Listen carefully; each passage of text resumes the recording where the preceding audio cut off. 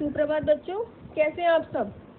बच्चों ये पाठ हमारा जो आपकी पुस्तक में जो प्रश्न उत्तर थे वो हमने कर लिए थे, लेकिन एक्स्ट्रा क्वेश्चन करवाने को बोला था जो बोर्ड के लिए इम्पोर्टेंट है, तो आज वही देख लेते हैं। देखो पहला प्रश्न है इसमें, टोपी ने मुन्नी बाबू के बारे में कौन सा रहस्य छिपा कर रखा था और क्यों, विस्तार से समझाइए। तो इसका उत्तर लिखेंगे बच्चों, मुन्नी बाबू टोपी का बड़ा भाई था। वह कबाब खाता था तथा सिगरेट पीता था। एक दिन जब टोपी की माँ उसकी पिटाई कर रही थी तो मुन्नी बाबू ने टोपी की झूठी शिकायत की कि वह कबाब खाता है, जबकि टोपी ने कभी कबाब नहीं खाए थे।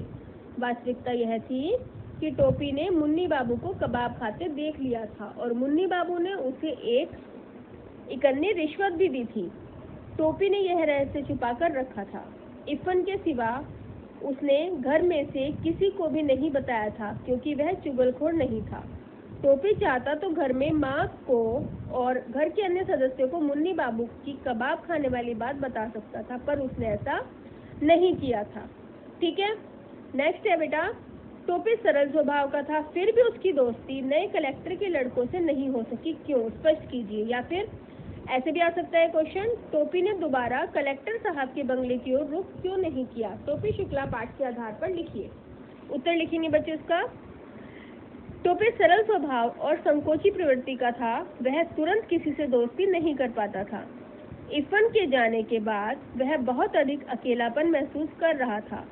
घर परिवार में सब कुछ था, परंतु प्यार की कमी सदैव बनी रहती थी। फेल हो जाने के कारण कक्षा में भी कोई विद्यार्थी उनसे सहानुभूति नहीं रखता था। दूसरी ओर नए कलेक्टर के बच्चे अपने पिता के उच्च पद की अकड़ दिखाते थे। टोपी कोई भी टोपी को मुंह नहीं लगाता था, मतलब उससे कोई भी बात नहीं करता था। फिर भी हिम्मत करके उसने एक दिन कलेक्टर साहब के बंगले में प्रवेश किया। माली और चपरासी टोपी को अच्छी तरह से पहचानते थे, इसलिए अंदर जाने में किसी ने भी नहीं रोका। जब टोपी अंदर पहुंचा तो तीनों लड़के क्रिकेट खेल रहे थे। उन्होंने जैसे ही टोपी को देखा तो अंग्रेजी भाषा में प्रश्नों की झड़ी लगा दी। इन सवालों जवाबों में उनकी कहासुनी हो गई। बात इतनी बढ़ गई कि उन लड़कों ने टोपी के पीछे कुत्ता छोड़ दिया। कुत्ते के काटने के कारण टोपी को 7 सुइयां पेट में लगवानी पड़ी। इस घटना के बाद कभी उसने पलटकर भी बंगले की ओर नहीं देखा। वास्तव में सच्ची दोस्ती तभी संभव है जब दोनों ओर से हाथ बढ़ाया जाए। अतः सरल स्वभाव होने पर भी टोपी नए कलेक्टर के अकड़ू बच्चों से दोस्ती नहीं कर सका। ठीक है बच्चों, 5 नंबर में आ सकता है ये क्वेश्चन, इसको लिख लेना। नेक्स्ट है, असफलताएं हमें जीवन में कुछ सीखने का अवसर देती हैं। अपने जीवन की किसी घटना का उल्लेख करते हुए टोपी शुक्ला पाठ के आधार पर इस कथन की पुष्टि कीजिए। ये वैसे तो ये आप अपने आप ही लिखो तो ज़्यादा सही है, फिर भी इसमें लिखा हुआ है तो देखो क्या है ये। यह पूरी तरह से सच है कि असफलताएं हमें जीवन में बहुत कुछ सीखने का अवसर प्रदान करती हैं। असफल होने के बाद व्यक्ति के अंदर कुछ परिवर्तन आता है। यही कारण है कि असफल होने के बाद व्यक्ति सफलता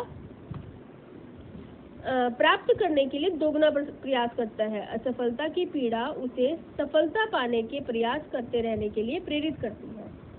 मुझे भी याद है जब मैं 7वीं कक्षा में था तो अपनी कक्षा में उत्तीर्ण हो गया था, जिसके कारण मेरे सभी दोस्तों एवं पड़ोसियों ने मेरा काफ़ी मजाक उड़ाया। स्थिति इतनी बदतर लगने लगी थी कि मैंने घर से निकलना भी काफ़ी कम कर दिया था।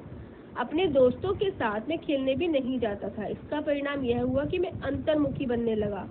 मुझे लोगों के बीच जाना अच्छा नहीं लगता था। एक दिन मेरी माँ ने मुझे बहुत समझाया और जीवन में आगे बढ़ने की प्रेरणा दी।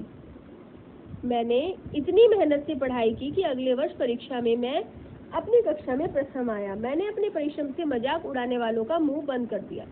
बच्चों ये आपको अपने आप से लिखना है, ये तो लेखक ने अपनी बात बताई है, लेकिन ये आपको अपने आप से लिखना है इसका आंसर।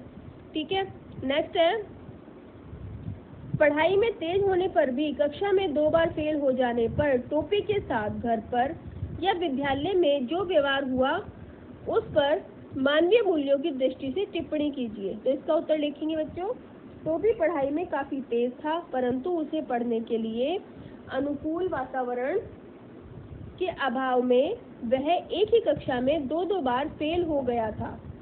फेल हो जाने के कारण घर एवं विद्यालय में उसके साथ कोई भी अच्छा व्यवहार नहीं करता था।